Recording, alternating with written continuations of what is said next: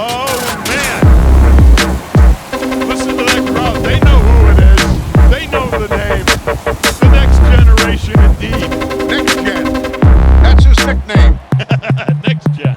What's up, Steelers fans? Once again, I am recording this one at halftime, so I don't know the ending yet. Don't spoil it for me. As you can see, I'm wearing a Mike throwback Palomalo jersey tonight. I figured we would need the extra help on the defensive side of the ball, and as it turned out, we did. We got some help from Patrick Peterson at his first night at safety, got an interception from Eric Rowe in his first night. Speaking of guys in their first game of the Steelers roster, Miles Jack is back. Unfortunately, Landon Roberts, something happened to that pec, and they knew almost immediately. They said he spent only about 2 minutes in the tent before he had his gear off and he was headed to the locker room. The fact that the Steelers had a guy who literally just came off the street wearing the green dot for their defense tonight tells you everything you need to know about where they are at that position in the middle of their defense. Granted, he's a guy who was in the system last year, so he's not a newcomer to the defense. But still, in that first half, we saw everyone in the Steelers side of the ball get into the offense, starting with George Pickens on the second play of that game, the deep crossing route, the deep post that he ended up turning into a touchdown run there. I told you guys last week about the deep dive I did into his stats and how they actually are using him on those deep kind of routes, those deep and intermediate routes. He's just not getting open on them. This time he did a great job of separating from his cornerback target, and then at the top of the route he did a little shimmy, a little stop and go to get around the safety there, and then at that point he was just running away from guys. He's a long strider. He's got that gazelle in him. Pickens had another nice catch deep down the left sideline, I think on a third down play late in that first half there that set up the field goal.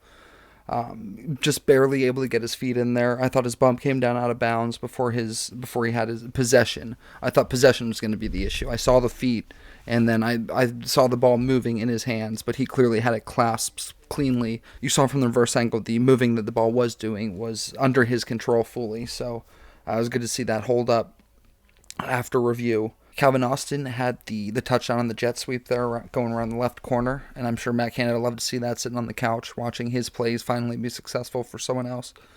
And Austin on a fade up the right sideline almost should have had a defensive pass interference called on Mike Hilton there. Najee Harris showed you why he's the first and second down back, and Jalen Warren showed you why he's the third down guy. In order to be that Najee Harris type of back, you need to be able to produce on the first and second downs. You need to be able to run it down their throats when they know the run is coming and still stuff it down there anyway. And I'm not trying to rag on Warren at all. I do think he should get opportunities on first and second downs too. I just think his skill set is better saved for the third down. He's a trump card that you save for when you need the conversion. Let Najee go out there and do what he does on first and second downs and pound away at the defense, and then save that dude for when you need him. Even Allen Robinson was getting in on the festivities. Tough guy. I put on Twitter a compilation of some of his tougher catches this year. But it sounds like the second half is coming on, so I will talk to you guys in a moment. And welcome back. We just watched the Steelers finish off a 34-11 victory over the visiting Cincinnati Bengals. How sweet it was. Even without the Bengals starting quarterback and their top pass catcher, it still feels good, especially in your home house. The Steelers were in need of a big-time spark from their offense, and they got it tonight from Mason Rudolph, picking up almost 200 yards through the air to George Pickens, and finished with only 4 catches for 195 yards, including those 2 big, long touchdown catch and runs. One of them I talked about earlier, the other I'm pulled up looking at it right now, and just a vertical route up the left sideline. Rudolph puts a drop in the bucket there, and at the end a little point showing up the safety there. So Pickens working on the cornerback, a little bit of hands, but not much. Beats his guy, he stumbles, and the safety coming over, George High steps out around that. I think he got a little bit of a talking to after the play by the back judge there, letting him know that it was on thin ice as far as an unsportsmanlike penalty. You saw that moment from George on the sideline where he was doing the people keep talking but I don't hear them thing, which is a little bit dumb because obviously you are hearing them or else you wouldn't be making that sort of reaction. But it was good to see him quiet the haters. Admittedly, I was one of them this past week criticizing him for his comments. Basically, my take was, they're drawing up those routes for you. You're just not getting open, and the ball's going to start coming out to you if you start getting open. What we saw tonight is him getting open. The ball came out, and a playmaker made a play.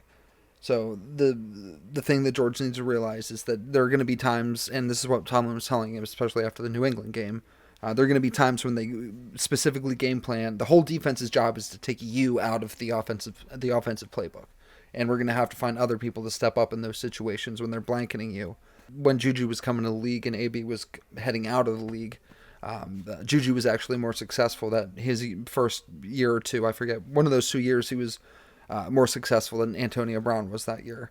And it's not because he was or is a better player than Antonio Brown. It's just because the defense was paying the other guy more attention. The Steelers' offense has talent spread around, and there are going to be games where it's going to be different guys are going to have chances to step up into the spotlight.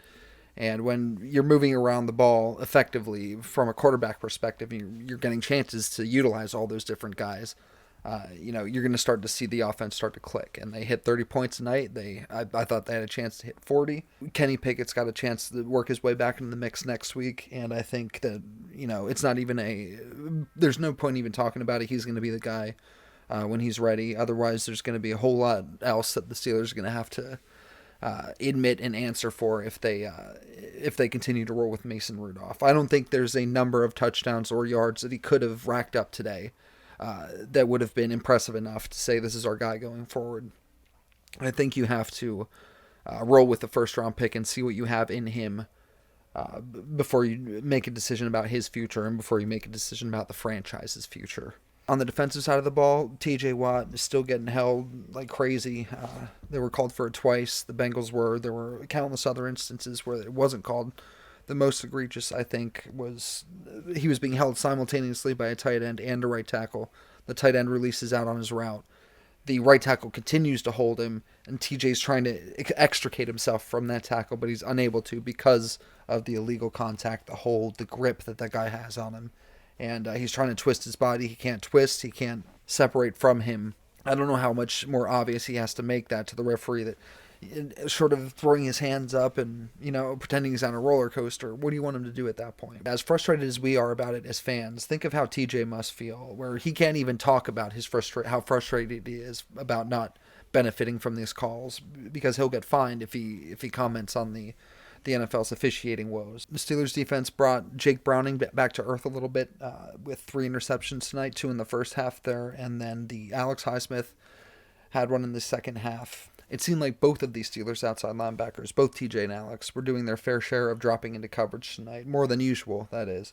And it's something that they have shown an aptitude with, but I'm sure that was part of the scheme to try to hide some of these Steelers' weaknesses personnel-wise, especially at the interior of that defense with the middle linebackers and the safeties there. Miles Jack, for his part, performed valiantly. The defense didn't crumble when it was under his tutelage, calling the plays there with the green dot. And he even had a sack there. It was good to see him get rewarded in that way. Najee, I just saw his touchdown out of the corner of my eye here. Just a powerful guy making his way to the end zone. On the short list of things to gripe about this week, I was exasperated by the Joey Porter holding penalty. I thought that was an instance of both guys fighting back and forth. And if the offensive player is going to put his hands on you, you need to be allowed to get your hands right back on him and not allow him to control you and control the frame of your body and twist you and turn you the way that he wants you to face. You need to be allowed to be like, no, I'm getting my hands on you, and we're going to be face to face throughout this rep. I don't care if you want me going this way. We're like this, buddy, you and me. One more note from tonight coming into the game. DeMarvin Leal, a healthy scratch again, could have just been a product of wanting more reinforcements in the middle, on the back end, and thinking that you were kind of set up front with Benton, with Hayward, with Ogunjobi, with those guys that you had available to you, Montravius Adams. I feel like there's one other name. Isaiah Loudermilk. We had a rare good game from him. Had a quarterback hit there, almost a sack, affected a pass coming out. I think that was the floater that ended up being caught for a first down there by the receiver whose name I'm not going to try to pronounce. And it was reminiscent of the last time the Steelers played the Bengals, where they had the 2 passes that were tipped that ended up coming down in Jamar Chase's hands that resulted in first downs for the Bengals. I don't know if the Steelers defender gets a pass breakup for that play, or a pass defended, or a pass whatever. I don't know if they get a stat for deflecting the ball if it still ends up in a receiver's arms. They should, but at the same time they shouldn't. I'm not sure how I feel about that. I have to cogitate on that a little before I have a take on it. What a beautiful face Ian Rappaport has. Weirdo gremlin. What else do I have to say about this game? Zach Taylor looks like he's enjoying the Christmas spirit, having a couple 2-3 Christmas cookies. I myself enjoyed a couple that my mom dropped off. They are basically brownie batter cooked in a cookie style. So they have the crumbliness of a cookie with the delicious fudginess of a brownie. And for good measure, I don't know if this is melted chocolate or if it's sugar glaze or a coat. Some sort of white thing is drizzled on top of it that just looks like snow on a dirty mound. That's an A-plus Christmas cookie, but now and for all time, my favorite will always be the peanut butter blossom with the Hershey Kiss stuck right in the middle. It's been my mom's Christmas time specialty for decades, and it's going to be nice to enjoy a holiday with a Steelers victory. Have a good one, Steelers fans.